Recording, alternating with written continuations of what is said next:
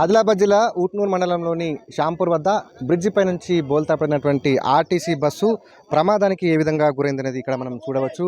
Bridge పైన ఉన్నటువంటి మనం దృశ్యాన్ని చూస్తున్నాం. అయితే బ్రిడ్జి పై నుంచి ఈ యొక్క ఆర్టీసీ బస్సు మరి బ్రిడ్జి ముందు క్రమంలోనే మరి బ్రిడ్జి లోపలికి రావడం జరిగింది. దూసుకు వస్తూ మరి బ్రిడ్జి లోపల మరి కింద ఇక్కడ బోల్తా పడడం జరిగింది. అయితే మనం ఈ యొక్క ఆర్టీసీ బస్సును కూడా చూడవచ్చు. ఇది ఆసిఫాబాద్ డిపోకు సంబంధించినటువంటి ఆర్టీసీ బస్సు. ఇది ఆసిఫాబాద్ డిపోకు సంబంధించిన ఈ యొక్క TS209369 అనే నంబర్ యొక్క ఈ ఆర్టీసీ బస్సు ఉదయం 5 గంటలకు ఆదిలాబాద్ నుండి బయలుదేరి ఆసిఫాబాద్కు వెళ్ళడం జరుగుతుంది. అకస్మాత్తుగా డ్రైవర్ బ్రేక్ వేసి మరి బస్సును అదుపు చేసే క్రమంలోనే మరి బ్రిడ్జి లోయలో పడిపోవడం జరిగింది. అయితే ఈ క్రమంలో మరి ఇక్కడ ఉన్నటువంటి స్థానికులందరూ కూడా మరి యొక్క ప్రమాదానికి ఆర్టీసీ బస్సు గురి కావడంతో వారంతా హుటాహుటిన తరలి వచ్చి మరి ఇక్కడ ఉన్నటువంటి ఆర్టీసీ బస్సులో ఉన్నటువంటి ప్రయాణికులందరినీ కూడా మరి సురక్షితంగా 108లో ఊట్నూరు ప్రభుత్వ ఆసుపత్రికి తరలించడం జరిగింది. బస్సులో ప్రయాణిస్తున్నటువంటి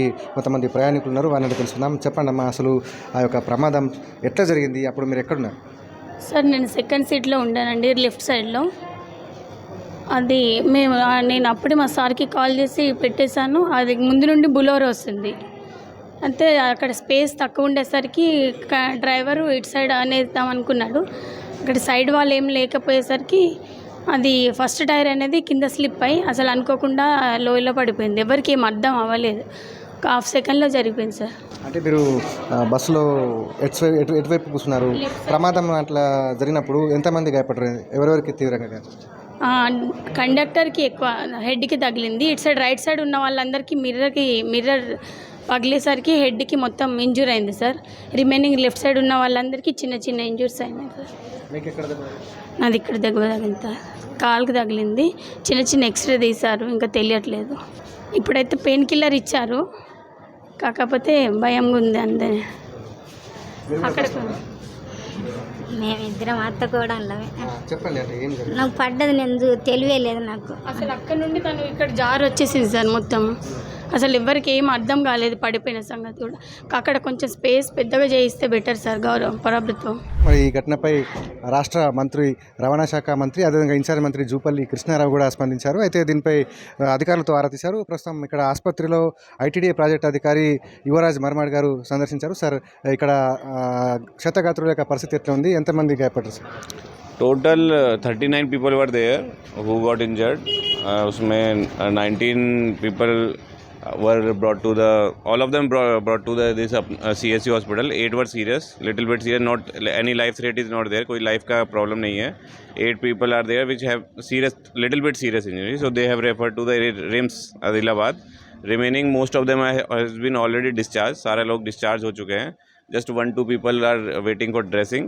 Main injury is to our one conductor is there who has sustained some internal injuries.